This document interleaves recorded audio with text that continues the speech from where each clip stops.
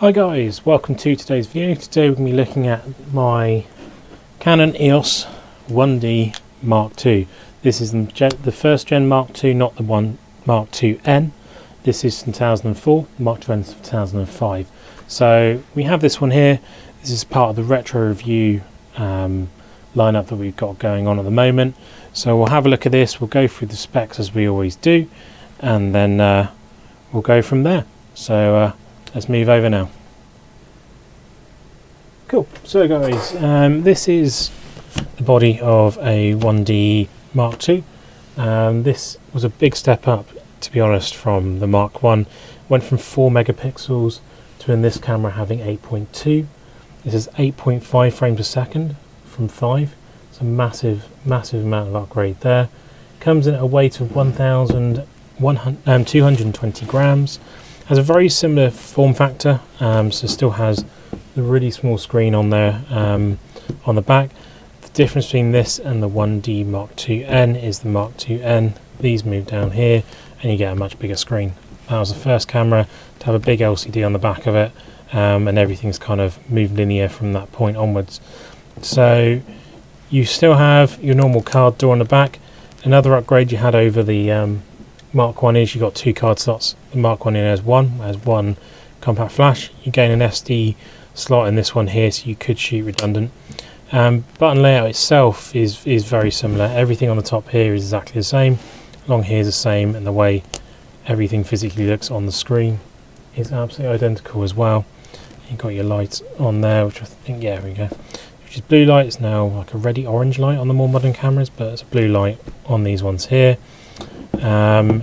So you can kind of see how small that screen is already. It's pretty small in the grand scheme of things compared to things now. But overall, looking at the rest of the spec of the camera, you've got your 50 ISO, you have APS-C crop sensor inside of here. These are still the time when the 1Ds were crop as well as full frame. You have a minimum ISO of 50, maximum ISO of 3200, so it went from 1600 in the Mark I to 3200 in this one here. In your little your viewfinder here, you had 45 autofocus points, 100% coverage. Max shutter speed was still pretty impressive, 1/8000th of a second. So you've got your hot shoe on there, no built-in flash at all. You don't really need them here. You do have a limited I/O, so you have your digital output.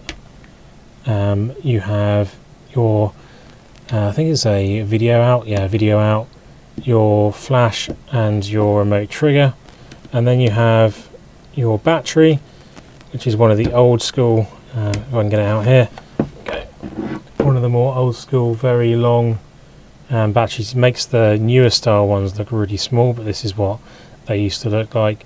Should get a fairly good battery power out of that one still. Get a good few photos on there. Obviously you have the inbuilt grip with your on-off separate switch there, and some of your controls here. You don't have AF buttons on the back, so that was a big change into, especially I think the Mark III was the first one that had those on there, and it made a world of difference, and you don't really look back from that. But that is kind of the overview of this camera. It's a very nice condition camera, something nice to have in the collection.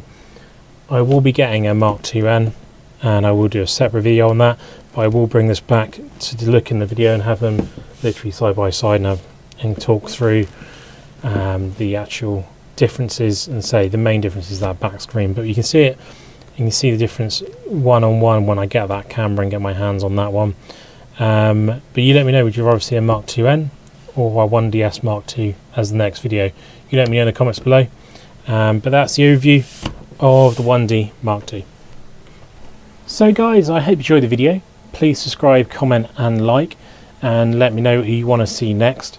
I've had a few ideas from people, obviously, with wanting to actually me go out in the field and use these and sort of see how the photo quality sort of compares to now, and does it still stand up in 2023. I will be doing that.